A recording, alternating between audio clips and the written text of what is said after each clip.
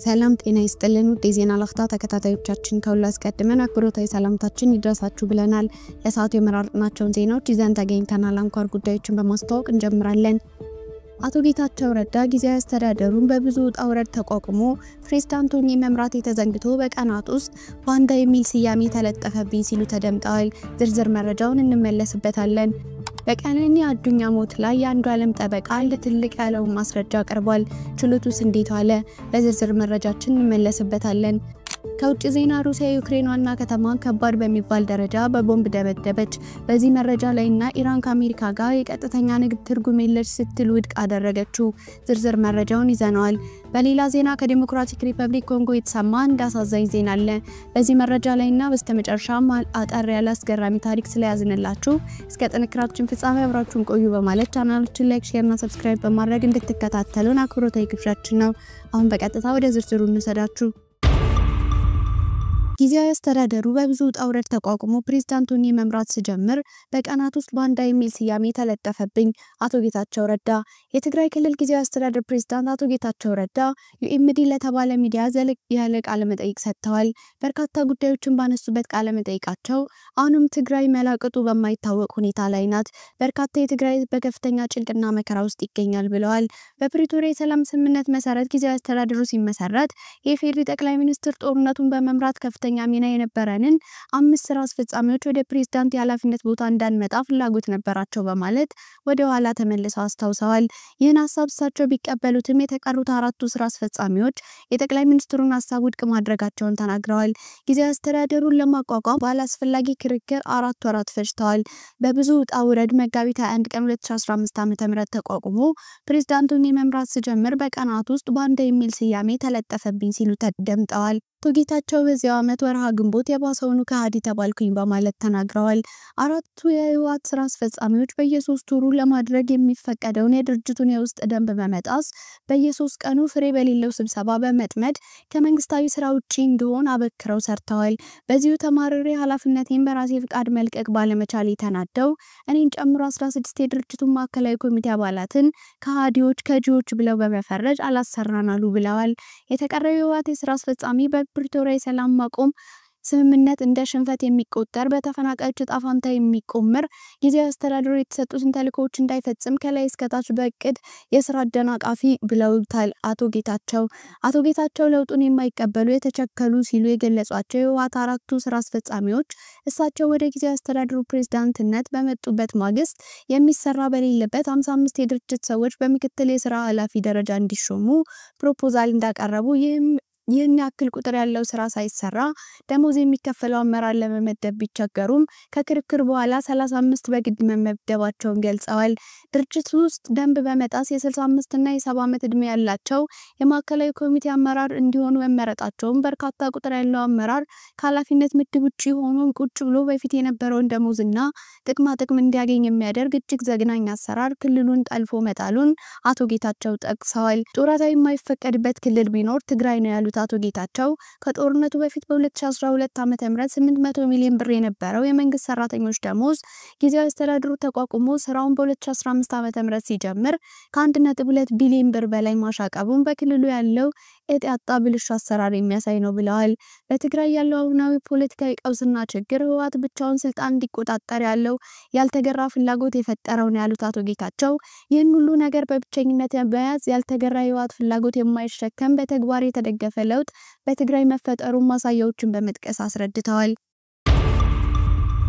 ውጤት አልደረሰኝም። ፖሊስ በቀነኒ አዱኛ ሞት ላይ ዛሬ ቀጠሮ የነበረ ሲሆን በአራዳ ምድብ ችሎት ዛሬ በነበረው ችሎት የፖሊስ የምርመራ ውጤት ይጠበቅ የነበረ ሲሆን ፖሊስ የምርመራ ውጤቶች አሁንም አልደረሱልኝም በማለት 14 ቀናት ተጨማሪ ቀን ጠይቋል። የአንዱዓለም ጠበቃ በበኩሉ የቀነኒ ዲያሪ እሱ ጋር እንዳለ ጠቅሶ ቀነኒ ራሷን ለማጥፋት በተደጋጋሚ መድኃኒት ወስዳ እንደነበር ተጽፎ አግኝቻለሁ ብሏል። ተጨማሪ ጊዜ ቀጠሮ መፈቀድ የለበትም፣ አንዱዓለም የዋስ መብቱ ሊጠበቅለት ይገባል ብሎም ተከራክሯል። በተጨማሪም ከስሮቶ የሙዚቃ ስራውን ለፋሲካ ያቀርብ የሚለው የዩቲዩብ ዘገባ የተሳሳተ ነው፣ ሊታረም ይገባል ብሏል። ፍርድ ቤቱ የሁለቱን ክርክር ከሰማ በኋላ የክርክሩን ውሳኔ ለመስጠት ለነገ ማክሰኞ ጠዋት ቀጠሮ ሰጥቷል። ወደ ውጭ ዜና ስናልፍ ሩሲያ ዩክሬንን ዋና ከተማ ኪየቭን በቦምብ ደበደበች። ፕሬዝዳንት ቮሎዲሚር ዜሌንስኪ ዩናይትድ ስቴትስ 9 ህጻናትን ጨምሮ 19 ሰዎች ለሞቱበት ጥቃት ደካማ ምላሽ ሰጥታለች በማለት ከወቀሱ በኋላ ሩሲያ በፈጸመችው የአየር ጥቃት ቢያንስ አንድ ሰው ሲገደል በርካቶች ቆስለዋል። የኪየቭ ከንቲባ ቪታሊ ክሊችኮ በዋና ከተማው ላይ የተፈጸመው የአየር ጥቃት እሁድ ዕለት ማለዳ ላይ በሶስት ወረዳዎች ውስጥ በሚገኙ መኖሪያ ያልሆኑ ህንጻዎች ላይ የእሳት ቃጠሎን አስከትሏል በማለት ቢያንስ አንድ ሰው ሲገደል ሌሎች ሰዎች ቆስለዋል ብሏል። የባላስቲክ ሚሳኤል ጥቃት የዩክሬን ግዛት የውጭ ብሮድካስቲንግ ኢንተርፕራይዝ ኤዲቶሪያል ቢሮዎች ጽህፈት ቤትን እንደጎዳው የፍሪደም ቴሌቪዥን ጣቢያ የራሱ የዜና ክፍል መውደሙን ጨምሮ ጠቅሷል። ቪታሊ ኪም በበኩላቸው ሩሲያ ቅዳሜ ዕለት በተፈጸመ የሚሳኤል ጥቃት በርካታ ቤቶችን በማውደም 4 ሰዎች ቆስለዋል። ዜሌንስኪ በቴሌግራም ላይ ባጋሩት መልእክት ጥቃቶቹ ዓለም አቀፍ ዲፕሎማሲያዊ ጥረቶች ቢኖሩም ሩሲያን መዋጋትና መግደልን እንደምትቀጥል ለዓለም አሳይታለች ብለዋል። የዩክሬን አየር መከላከል ክፍል ከ23 ሚሳኤሎች 13ቱን እንዲሁም ከ109 ሰው አልባ አውሮፕላኖች 40 ያህሉን በአንድ ሌሊት ጥቃት ማክሸፉን የአየር ኃይሉ አስታውቋል። 53 ሰው አልባ አውሮፕላኖች የደረሱበት ያልታወቀ ሲሆን የዩክሬን ጦር ኤሌክትሮኒክስ መሳሪያን ተጠቅሞ ወደ ሌላ አቅጣጫ እንዲዞር አድርጓል። የሩሲያን መከላከያ ሚኒስቴር እንዳስታወቀው ቤልጎሮድ እና ሮስቶቭ ክልሎች 11 የዩክሬን ድሮኖች ተጠልፈው ወድመዋል ብሏል። ዩክሬን ባለፉት 24 ሰዓታት ውስጥ በሩሲያ የኢነርጂ መሰረተ ልማት ላይ ያነጣጠረ 7 ጥቃቶችን ፈጽማለች። ጥቃቱ ያነጣጠረው በክራይሚያ፣ ሮስቶቭ እና ቮሮኔዝ ክልሎች በሚገኙ ተቋማት ላይ ነው። ኢራን ከአሜሪካ ጋር የቀጥተኛ ንግግርን ትርጉም የለሽ ስትል ውድቅ አደረገች።